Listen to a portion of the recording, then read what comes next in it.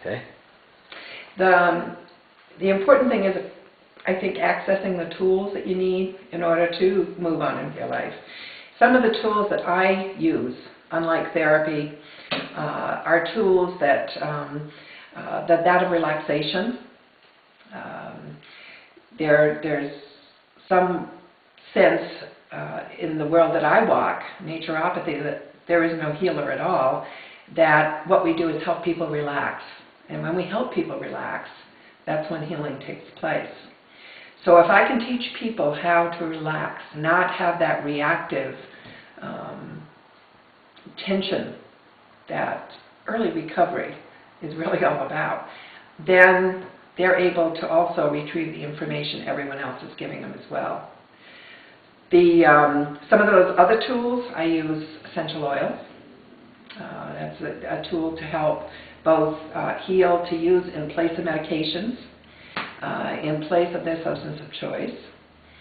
I will use breathing techniques.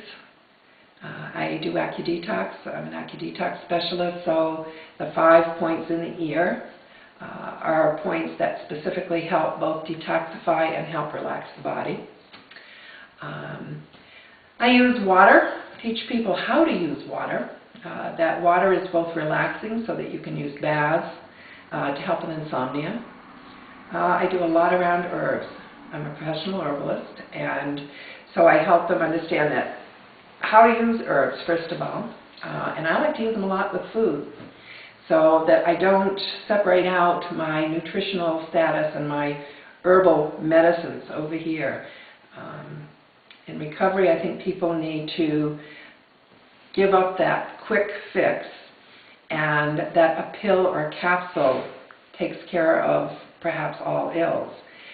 By teaching them how to use herbs within their food, within that realm, as teas, popsicles, as in sauces and casseroles, in cooking and in using them like that, you teach them that this over here is not necessarily healing. And they get away from the capsules and the quick fixes and the instant kind of response that sometimes they've grown accustomed to.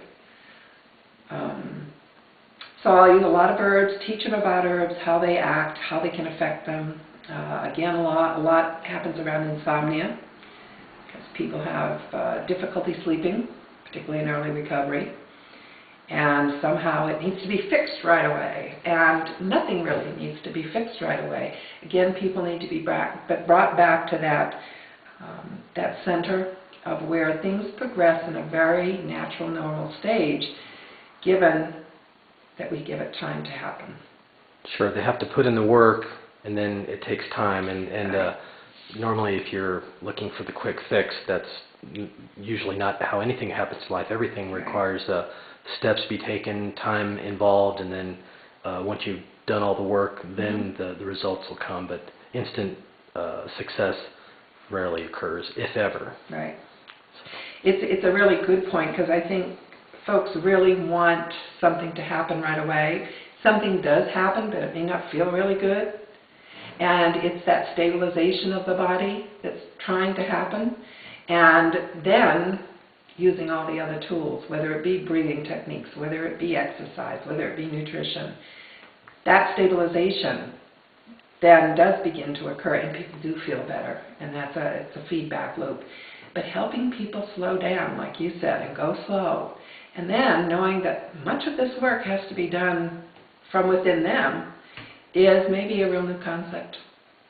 Takes time. Sure. So when you're interacting with the clients here and filling in your role with helping them, they're going to basically develop a set of skills and knowledge and education they can use from that point forward. And, and wanting instant success isn't real, but they can use it from the time they start here till after they leave, and use it on an ongoing basis to stay healthy and work on being healthy all the time. We have them, as they approach their exit date, have them make a little self-care plan, And so they begin then to select those tools that they've really become attached to, that they feel that has really been helpful to them, and have them actually do a written self-care plan. And it has to affect both the body, the mind, and then also the spirit and place. I think that's important, knowing that the place where they reside has to have some sacredness to it. Wherever they're going, they need to establish a safe place and a sacred place so that they can continue to grow.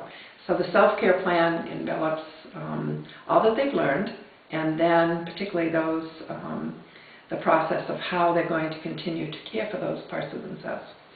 So once they've written their self-care plan and they're getting ready to exit from the treatment program, then do you sit down with them and review that with them together and say, all right, let's talk about this, and what happens normally? We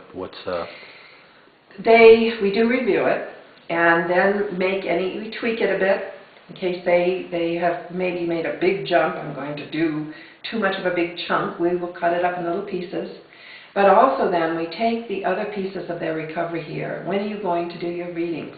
What are your groups that you're going to be attending? What is your recovery life going to look like? What's the picture? Help them really establish a snapshot in their mind. In the end, they have to go out and do that. No one's going to be standing by their side. So if you can be as clear, crystal clear as possible with them that all of the small details are very important, they're more likely to be able to generalize that. Sure. And then when they take it out there, they follow the self-care routine and then develop a regular strategy they'll follow on a weekly and daily basis that'll make them know what their week's going to be like, their day's going to be like, and their month's going to be like. Right.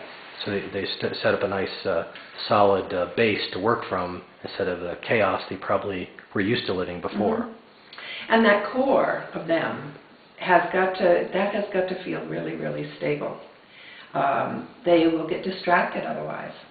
I liken it to, I think most everyone can at least have some thought about cigarette smoking.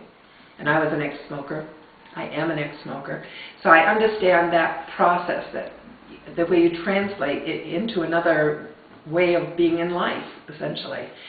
And you've got to be able to essentially say, I'm ready to step into this new part of life. It may be boring.